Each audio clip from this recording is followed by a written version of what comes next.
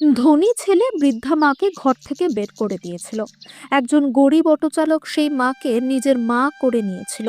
তারপর মা যা করলেন তা দেখে কেঁদে উঠল মানবতা। এই গল্প দিল্লির। সাবিত্রী দেবীর বয়স তখন 65 বছর। মুখ জুড়ে বলিরেখা, চুলের অর্ধেক পেকে সাদা হয়ে গেছে, কিন্তু চোখের ভেতর আজও সেই একই মমতা। যে মমতা নিয়ে একদিন তিনি প্রথমবার কোলে তুলেছিলেন নিজের ছেলে রোহানকে।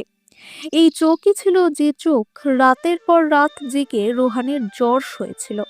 এই হাতে ছিল যে হাত নিজের গয়না বিক্রি করে ছেলেকে ভালো স্কুলে পড়িয়েছিল। দিল্লির এক অভিজাত এলাকায় দাঁড়িয়ে থাকা সেই বিশাল বাড়িটা বাইরে থেকে যতটা ঝকঝকে ছিল, ভেতর থেকে ততটাই ফাঁকা। ড্রয়িং রুমে দামি সোফা, দেওয়ালে মহামূল্যবান পেন্টিং, ঘরের প্রতিটি কোণে সম্পদের গন্ধ, কিন্তু কোথাও এক ফোঁটা আপন ভাব নেই। রোহান তখন বড় ব্যবসায়ী, স্যুট বুট পরা, সারাক্ষণ মোবাইলে মিটিংয়ে ব্যস্ত থাকা রোহানের কাছে এখন তার মা শুধুই একটা দায়িত্ব। তার স্ত্রী প্রিয়াও একই রকম ভাবত। শিক্ষিত, আধুনিক, নিজেকে খুবই বুদ্ধিমতী মনে করা প্রিয়ার ধারণা ছিল একজন বৃদ্ধা শাশুড়ি বাড়ির সৌন্দর্য নষ্ট করে। একদিন সকালে সাবিত্রী দেবী রান্নাঘরে চা বানাতে এসেছিলেন। ঠিক তখনই প্রিয়ার কড়া গলা ভেসে এলো, মা, আপনাকে কতবার বলেছি রান্নাঘরে আসবেন না, কাজের লোক তো আছেই। সাবিত্রী দেবী নিঃশব্দে কাপটা নামিয়ে পেছনে সরে গেলেন। এক সময় এই রান্নাঘরেই তিনি ভালোবাসা দিয়ে সবার জন্য রান্না করতেন। আজ সেই জায়গাটাই তার কাছে পরের হয়ে গেছে। রোহান খবরের কাগজ পড়তে পড়তে বলল, মা, তোমার বিশ্রাম নেওয়া উচিত, এসব কাজ করার দরকার নেই। কথাগুলোতে কোনো স্নেহ ছিল না, ছিল কেবল আনুষ্ঠানিকতা। সাবিত্রী দেবী বুঝে গিয়েছিলেন এই বাড়িতে তিনি আর মা নন, তিনি এখন বোঝা। দিন যেতে লাগলো, তাকে অতিথিদের সামনে বসতে দেওয়া বন্ধ হয়ে গেল। কেউ এলে বলা হতো, মা একটু অসুস্থ, ঘরেই আছেন। একদিন রোহান চূড়ান্ত সিদ্ধান্ত শুনিয়ে দিল, মা, আমি কিছুদিনের জন্য বাইরে যাচ্ছি ব্যবসার কাজে। তোমার জন্য একটা জায়গা ঠিক করেছি, ওখানে ভালো দেখাশোনা হয়। সাবিত্রী দেবী চমকে উঠলেন, কোন জায়গা বাবা? চোখে চোখ না মিলিয়ে রোহান বলল, বৃদ্ধাশ্রম। ঘরে নিস্তব্ধতা নেমে এলো। সাবিত্রী দেবীর বুক ধক করে উঠল। বাবা, আমি কি ভুল করেছি? তার কাপা কণ্ঠে প্রশ্ন। প্রিয়া ঠান্ডা গলায় বলল, মা, ওখানে আপনার মতো লোকেরাই থাকে, ভালোই লাগবে। এখানে তো আমরা খুব ব্যস্ত। সেই দিন সাবিত্রী দেবীর মনে হলো তিনি যেন নিজের ছেলেকে নয়, অন্য কাউকে ভুল করে জন্ম দিয়েছিলেন। পরদিন সকালে রোহান তাকে দরজা পর্যন্ত ছেড়ে দিল, কিন্তু চোখে এক ফোঁটাও জল ছিল না। দরজাটা বন্ধ হয়ে গেল, আর সাবিত্রী দেবীর জীবনের সবচেয়ে দীর্ঘ নীরবতা শুরু হলো। স্টেশনে বসে তিনি মানুষের আসা যাওয়া দেখছিলেন, প্রতিটি মুখে নিজের ছেলেকে খুঁজছিলেন, প্রতিটি ছেলের ভেতর নিজের মাকে। ট্রেন ছেড়ে গেল, কিন্তু তিনি উঠলেন না, তার পা এগোলো না, হৃদয় সায় দিল না। সন্ধে নাগাদ তিনি স্টেশনের বাইরে এক ফুটপাতে বসে পড়লেন। আকাশে তারা উঠেছিল, আর তার চোখে জল। তিনি ফিসফিস করে বললেন, হয়তো ভগবান আমাকে এখানে বসিয়েছেন, যাতে আমি আবার মনুষ্যত্বকে চিনতে পারি। তিনি জানতেন না এই যন্ত্রণার রাতটাই তার জীবনের শেষ নয়, বরং এক নতুন শুরুর প্রথম অধ্যায়। রাত গভীর হয়ে এসেছিল। রাস্তার ধারে জ্বলতে থাকা হলুদ স্ট্রিট লাইটের নিচে সাবিত্রী দেবী ফুটপাতে বসেছিলেন। সারাদিনের ক্লান্তি, ক্ষুধা আর অপমান সব মিলিয়ে শরীর যেন ভেঙে পড়েছিল। হাতে সেই ছোট্ট সুটকেস, যেন পুরো জীবনটাই কেউ গুটিয়ে তার ভেতরে ভরে দিয়েছে। ঠিক তখনই ধীরে ধীরে একটি অটো এসে থামলো। অটো চালাচ্ছিল রমেশ, একজন সাধারণ মানুষ। তার বয়স 40-এর কাছাকাছি। মুখে সারাদিনের পরিশ্রমের ছাপ, চোখে সততার আলো। দিনের শেষ যাত্রী নামিয়ে সে বাড়ি ফিরছিল। হঠাৎই তার চোখ পড়ল ফুটপাতে বসে থাকা সেই বৃদ্ধার দিকে। সে অটো থামালো। মা, এত রাতে এখানে একা? রমেশের কণ্ঠে কোনো সন্দেহ ছিল না, কোনো ভয় ছিল না, ছিল শুধু উদ্বেগ। রমেশের মাকে রমেশ খুব কম বয়সে হারায়, সেই জন্য রমেশ সাবিত্রী দেবীকে মা সম্বোধন করল। সাবিত্রী দেবী মাথা তুললেন। অনেক মাস পর কেউ তাকে মা বলে ডাকলো। তার চোখ জলে ভরে উঠল। বাবা, এক জায়গায় যাওয়ার ছিল, কিন্তু এখন আর কোনো জায়গা নেই। রমেশ আর কিছু জিজ্ঞেস করলো না। দারিদ্র তাকে শিখিয়েছিল সব দুঃখের উত্তর প্রশ্ন হয় না। চলুন, আজ আমাদের বাড়িতে থাকুন, রাতটা এখানেই কাটান, সকালে ভাবা যাবে। সাবিত্রী দেবী দ্বিধা করলেন। বাবা, আমি বোঝা হতে চাই না। রমেশ হালকা হাসল। মা কখনো বোঝা হয় না, মা তো ভগবানের রূপ। সে তাকে অটোতে বসালো, যে অটো সারাদিন মানুষকে গন্তব্যে পৌঁছে দিত, আজ সে এক মাকে জীবনের নতুন গন্তব্য দিচ্ছিল। রমেশের বাড়ি খুব ছোট, এক কামরার ঝুপড়ি, কাঁচা দেয়াল, টিনের ছাদ, কোণে একটা পুরনো পাখা। কিন্তু সেই ঘরে যেটা সবচেয়ে বড় ছিল তা ছিল আপন ভাব। দরজায় দাঁড়িয়েছিল গীতা, রমেশের স্ত্রী। সেও সাবিত্রী দেবীকে মা সম্বোধন করলো। কোনো প্রশ্ন না করে সে সাবিত্রী দেবীর পা ছুঁয়ে বলল, মা, ভেতরে আসুন। সাবিত্রী দেবী থমকে গেলেন। কোনো তিরস্কার নেই, শুধু গ্রহণ। কোণে বসে থাকা 8 বছরের রিয়া দৌড়ে এসে বলল, বাবা, উনি কে? রমেশ বলল, উনি আমাদের মা। রিয়া বিনা দ্বিধায় সাবিত্রী দেবীর হাত ধরল।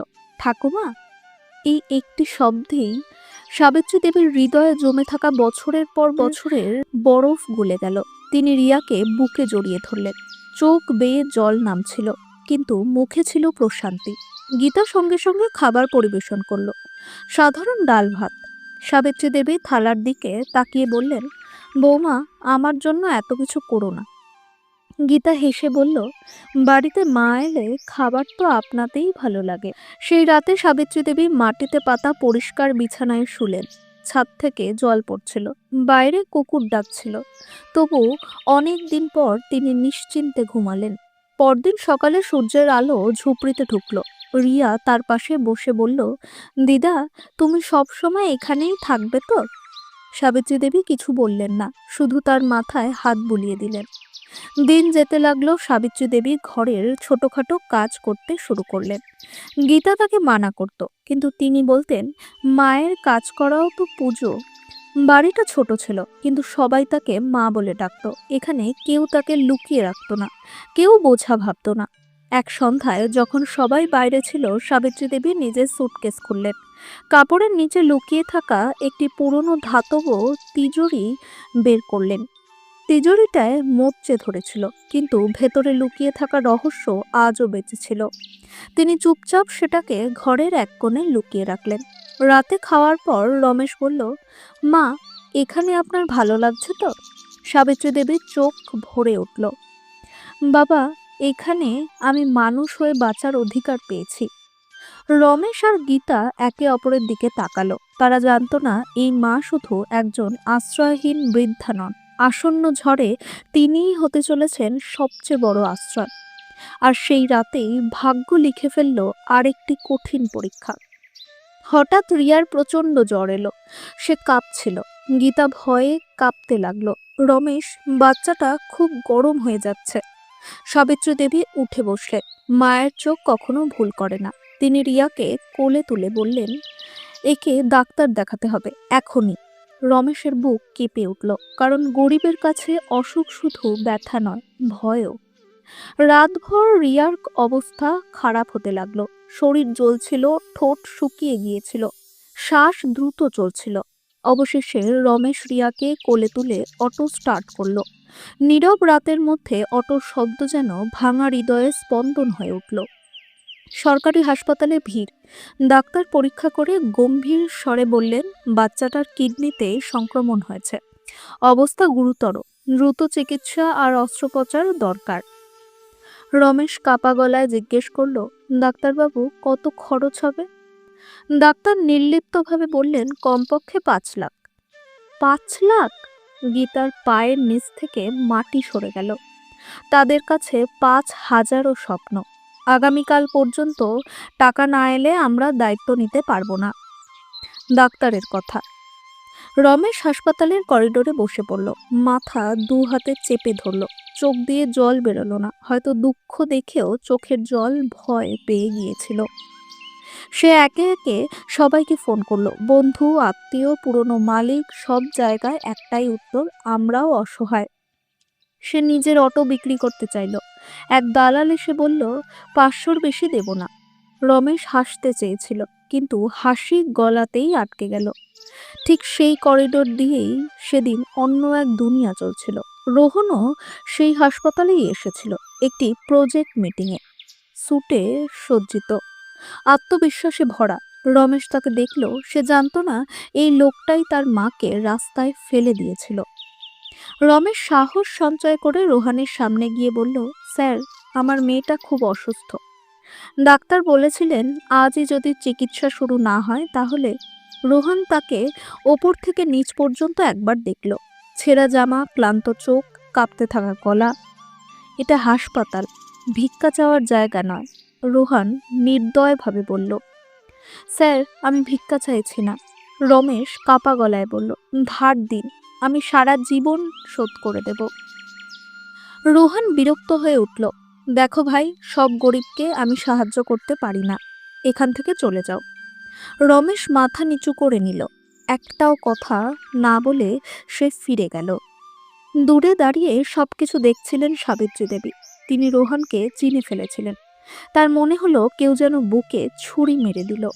রাত হয়ে গিয়েছিল, হাসপাতালের আলো ঝলমলে ছিল, কিন্তু রমেশের জীবন অন্ধকারে ডুবে গিয়েছিল। আইসিইউর বাইরে বসে গীতা কাঁদছিল। রিয়ার যদি কিছু হয়ে যায়, আমি কিভাবে বাঁচব? সাবিত্রী দেবী চুপচাপ দাঁড়িয়েছিলেন। মায়ের হৃদয় সব বুঝে ফেলেছিল। তিনি ধীরে ধীরে ঝোপড়িতে ফিরে গেলেন।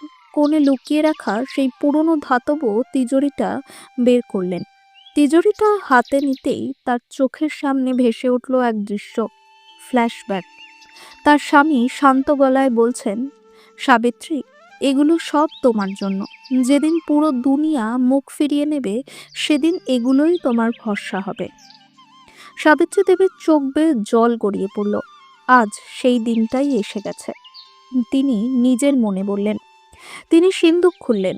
ভেতরে ছিল পুরনো সোনার গয়না, কিছু নগদ টাকা, আর বছরের পর বছরের সঞ্চয়। এই অর্থটাই তিনি নিজের বার্ধক্যের নিরাপত্তার জন্য জমিয়ে রেখেছিলেন। আজ সেই অর্থই কারো জীবন বাঁচাতে পারে। ভোর হওয়ার আগেই তিনি হাসপাতালে পৌঁছে গেলেন। রমেশ মেঝেতে বসেছিল। সাবিত্রী দেবী তার সামনে সিন্দুকটা রাখলেন। বাবা, এটা নিয়ে যাও। রমেশ চমকে উঠল, মা, এটা কি? এটা নিয়ে রিয়ার জীবন বাঁচাও। রমেশ পিছিয়ে গেল। না মা, আমি এটা নিতে পারবো না।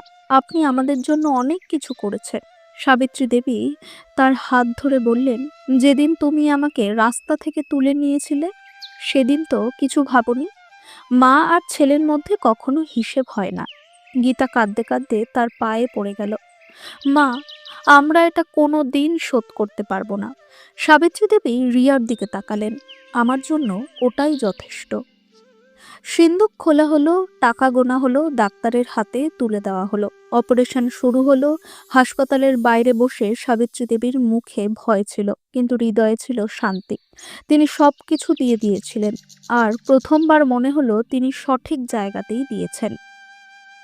কিন্তু গল্প এখানেই শেষ নয়, কারণ যে ছেলে মাকে ঠেলে দিয়েছিল, তার এখনো সত্যের মুখোমুখি হওয়া বাকি ছিল।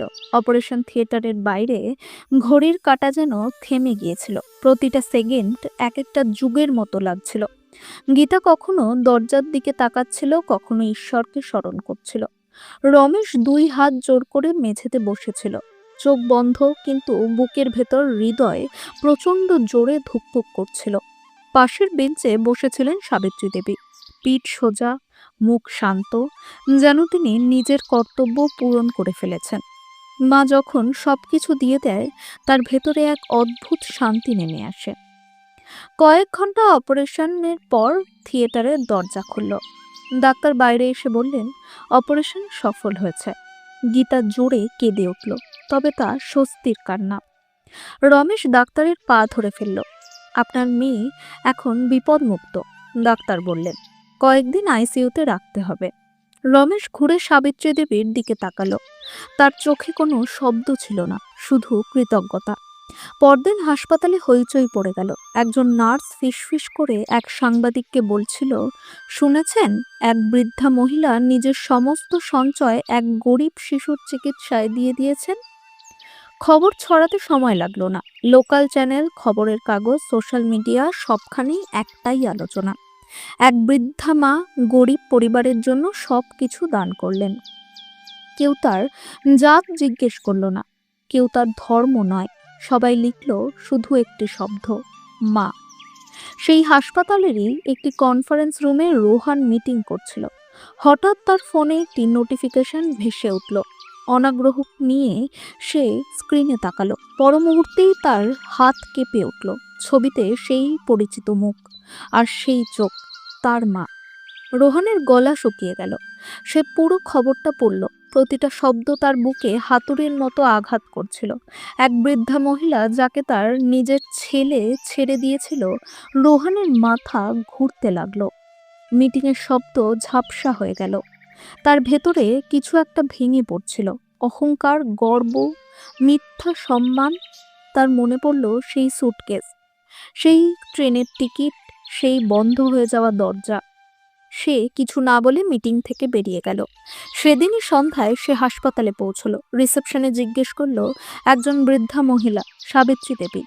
নার্স আইসিইউর বাইরে রাখা বেঞ্চের দিকে ইশারা করলো। সেখানে বসেছিলেন সাবিত্রী দেবী, হাতে জপমালা, চোখ বন্ধ। রোহান কয়েক পা দূরে থেমে গেল। মনে হলো পা দুটো যেন মাটিতে আটকে গেছে। মা শব্দটা গলাতেই আটকে গেল। সাবিত্রী দেবী চোখ খুললেন, তাকে দেখলেন। না রাগ, না অভিযোগ, শুধু এক ক্লান্ত দৃষ্টি। রোহান হাঁটু গেড়ে বসে পড়ল। মা, আমার ভীষণ বড় ভুল হয়ে গেছে। তার গলা কাঁপছিল। আমি তোমাকে ফিরিয়ে নিয়ে যাব, আমার সঙ্গে চলো। সাবিত্রী দেবী শান্তভাবে বললেন, এখন অনেক দেরি হয়ে গেছে বাবা। না মা, সব ঠিক হয়ে যাবে। সাবিত্রী দেবী হালকা হাসলেন।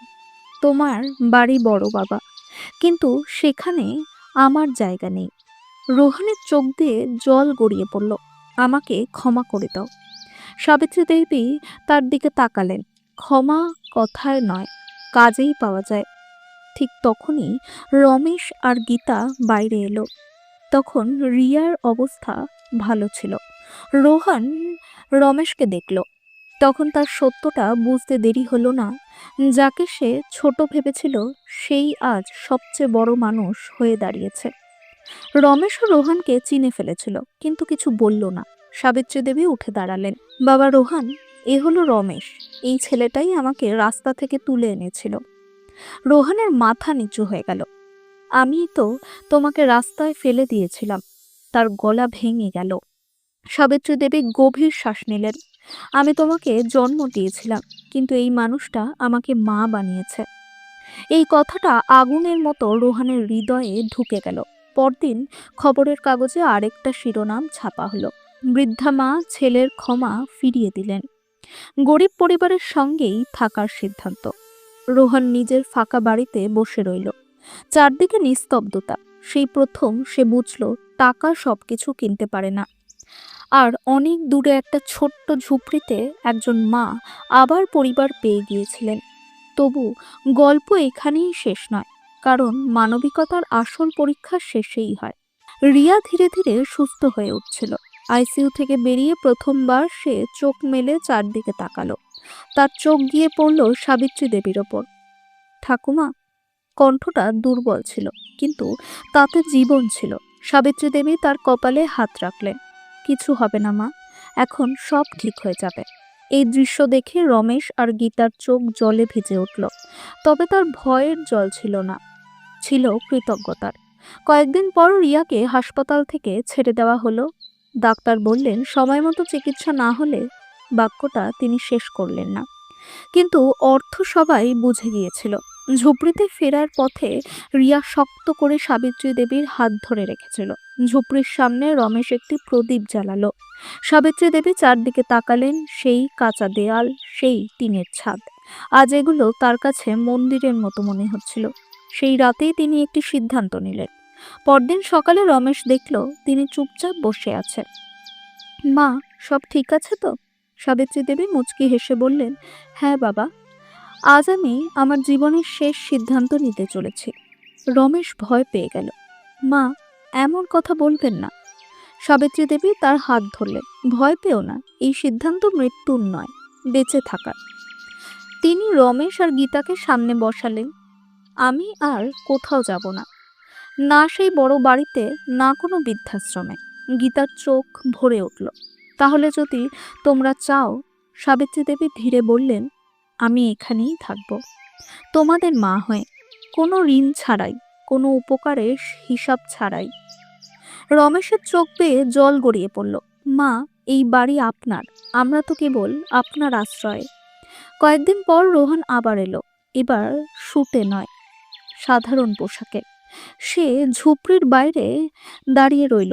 ভেতরে ঢোকার সাহস পাচ্ছিল না। সাবিত্রী দেবী বাইরে এলেন। দুজন মুখোমুখি দাঁড়ালো। মা, রোহানের গলা কেঁপে উঠল। বল বাবা, আমি সব ঠিক করতে চাই। সাবিত্রী দেবী শান্তভাবে বললেন, কিছু ভেঙে গেলে আর জোড়া লাগে না বাবা, ওগুলো শুধু শিক্ষা হয়ে থাকে। আমি প্রায়শ্চিত্ত করতে চাই।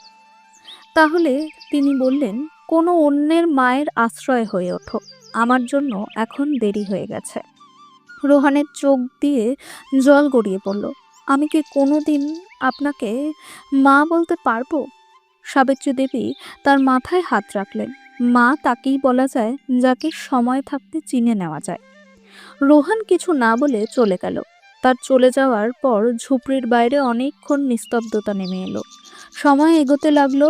কয়েক মাস পরে সাবিত্রী দেবী রমেশকে বললেন, বাবা, এই ঝুপড়ির পাশে একটা ছোট ঘর বানাও। যদি কোনো খুব বুড়ো বা একেবারে একা মানুষ আসে তার জন্য। রমেশ অবাক হয়ে গেল।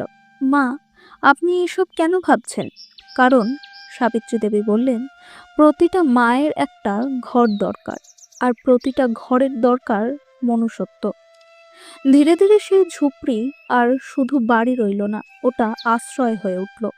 কখনো পরিত্যক্ত কোনো মা আসতো, কখনো কোনো অসহায় বৃদ্ধ। সাবিত্রী দেবী সবাইকে একই নামে ডাকতেন, বাবা। একদিন রিয়া জিজ্ঞেস করলো, দিদা, আপনার তো এত কিছু ছিল, তাহলে সব দিয়ে দিলেন কেন?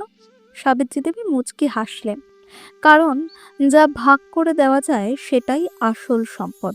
সেদিন সন্ধ্যায় টিভিতে একটা খবর চলছিল। একজন ধনী ব্যবসায়ী নিজের শহরে একটি বৃদ্ধাশ্রম খোলার ঘোষণা করেছেন। নাম রোহান। সাবিত্রী দেবী টিভি বন্ধ করে দিলেন। তার মুখে না গর্ব ছিল, না আফসোস, শুধু সন্তোষ। রাতে সবাই ঘুমিয়ে পড়লে তিনি আকাশের দিকে তাকিয়ে রইলেন।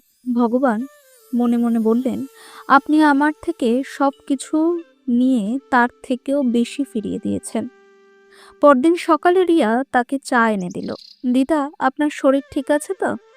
সাবিত্রী দেবী হেসে বললেন, হ্যাঁ মা, এখনই তো আসলে বাঁচা শুরু হলো। আর সেই ছোট্ট ঝুপড়িতেই, যেখানে একদিন একা আশ্রয়হীন এক বৃদ্ধা এসে বসেছিল, আজ গড়ে উঠেছে মনুষ্যত্বের ঘর। কারণ যে ছেলে মাকে ঘর থেকে বের করে দিয়েছিল, সে একা হয়ে গেল।